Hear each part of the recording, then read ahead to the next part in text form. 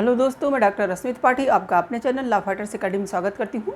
दोस्तों, आज के सेशन में मैं बात करने वाली हूँ जो 3 नए क्रिमिनल लॉ हमारा 1 जुलाई 2024 से लागू कर दिया गया, उसी के बारे में हम लोग आज के सेशन में यह बात जानने वाले हैं कि क्या ऐसे मेजर चेंजेज हुए हैं।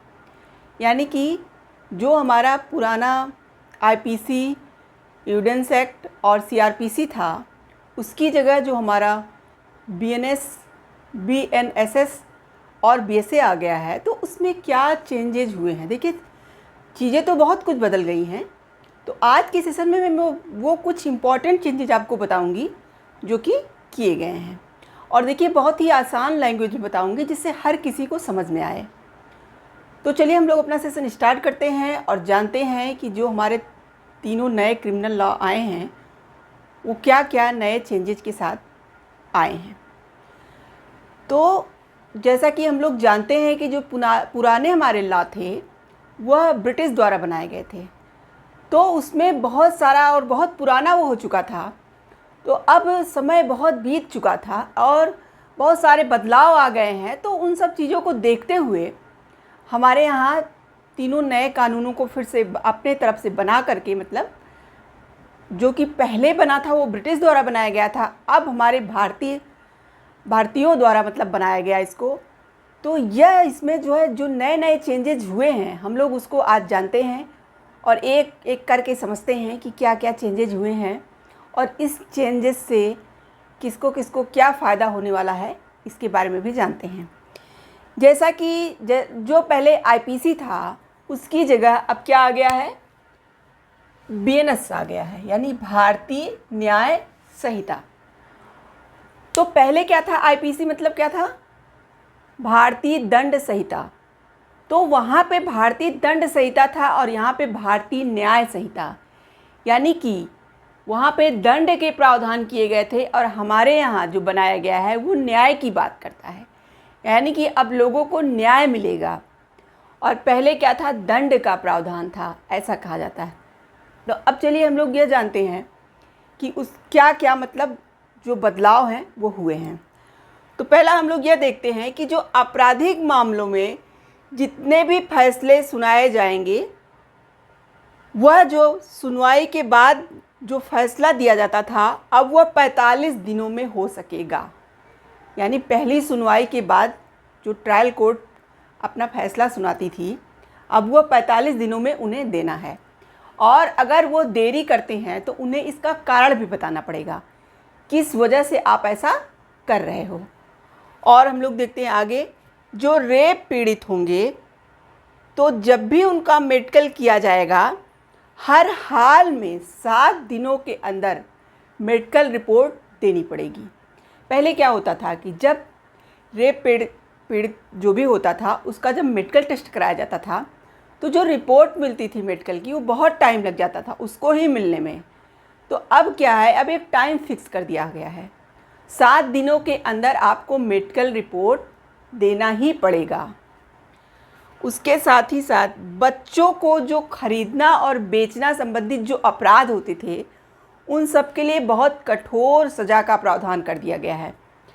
और उसके साथ साथ जो नाबालिग के साथ रेप वगैरह किया जाता है उसके लिए भी जो दंड के प्रावधान है वो भी बहुत कठोर बना दिए गए हैं। वो या तो मृत्युदंड आपको दिया जाएगा या फिर आजीवन कारावास की सज़ा, यानी जो पर्सन इस तरह का कार्य करता है या तो उसे मृत्युदंड दिया जाएगा या आजीवन कारावास। तो यह जो हमारा कानून नया बन के आया है उस कानून में महिलाओं और बच्चों पर विशेष मतलब ध्यान दिया गया है। और उसके साथ ही साथ अगर कोई पर्सन महिला से शादी का झूठा वादा करता है, यानी कि उसे शादी में मैं तुमसे शादी करूंगा ऐसा झूठा वादा करके उससे इस तरह की झूठी बातें करता है और बाद में क्या करता है, महिला को धोखा दे देता है, तो उसके लिए भी दंड का प्रावधान हमारे यहाँ बना दिया गया है। पहले जो आईपीसी था उसमें इस तरह का कोई प्रावधान नहीं था। तो हमारे जो बीएनएस है उसमें इस तरह की बातें बताई गई हैं। और उसके साथ ही साथ आरोपी हो या पीड़ित हो, चाहे आरोपी व्यक्ति हो या पीड़ित व्यक्ति हो, उसको 14 दिनों के अंदर पुलिस रिपोर्ट, चार्जशीट, इन सब की कॉपी को दिया जाएगा।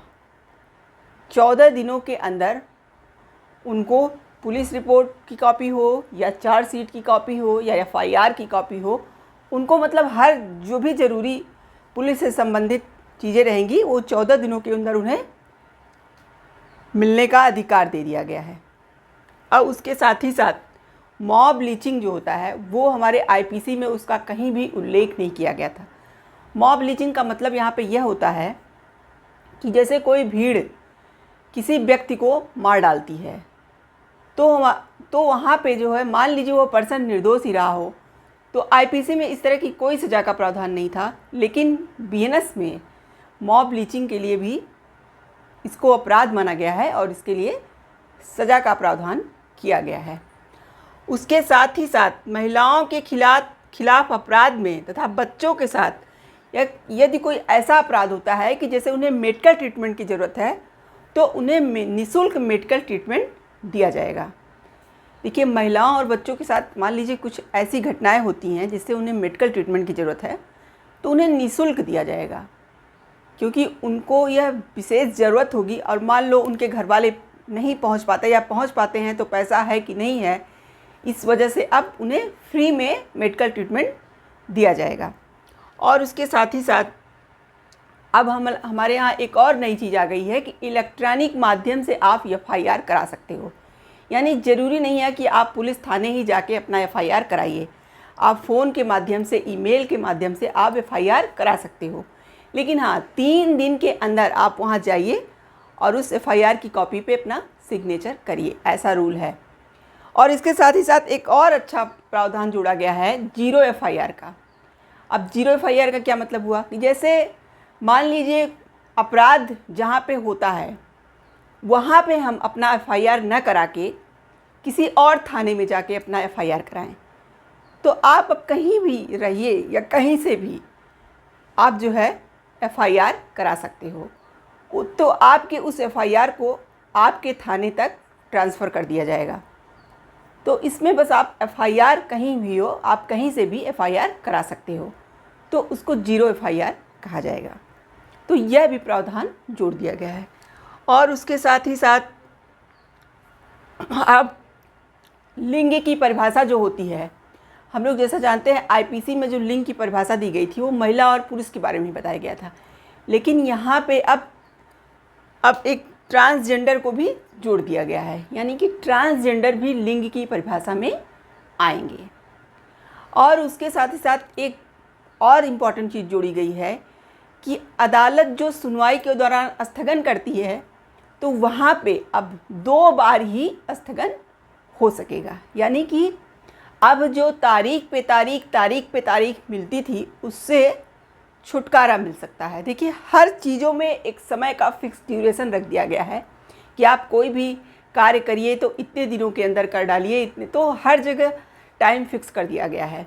तो इसलिए जो है हमारा जो नया क्रिमिनल लॉ बन के आया है उसमें जो हमारे ये भारत में हमेशा से केस पेंडिंग में लटका रहता था, जो है केस 20 साल 25 साल से चलता रहता था और उसकी कोई सुनवाई वगैरह ही नहीं होती थी, तो यहाँ पे यही है कि तारीख पे तारीख जो होता था अब वो ख़त्म करने का प्रावधान लाया गया है।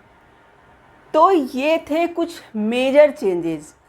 ऐसे बहुत से चेंजेस हुए हैं नए आपराधिक कानून में। तो आपको जो है जब मैं बीएनएसएस और भारतीय साक्ष्य अधिनियम जो है बीएसए है उसको जब विस्तार से मतलब पढ़ाएंगे तब आपको समझाएंगे कि क्या क्या कहाँ कहाँ बदलाव हुआ है, सब चीज़ें आपको बताएंगे। लेकिन अभी मोटे तौर पर आपको जो हम ये कुछ चेंजेस बताए वो हैं। और देखिए, सेक्शन वगैरह भी कम हो गया। जैसे आईपीसी में सेक्शन 511 हुआ करता था तो हमारे बीएनएस में 358 यानी 358 सेक्शन कर दिया गया है। और नाम के साथ साथ यहाँ बहुत कुछ बदल गया है। तो बाकी जब मैं डिटेल से इनका क्लास लूँगी तो आपको बताऊँगी एक एक बातें कि क्या क्या चेंजेस हुए हैं। तो आज के लिए यही मेजर चेंजेस जो थे मैंने आपको बताए। तो आशा करते हैं कि आज का सेशन आपको पसंद आया होगा। आप मेरे चैनल को लाइक कीजिए, सब्सक्राइब कीजिए, शेयर कीजिए और बेल आइकन को दबाइए, जिससे ऐसे ही नए नए जानकारियों से मैं आपको अवगत कराती रहूँ। तो थैंक यू वेरी मच।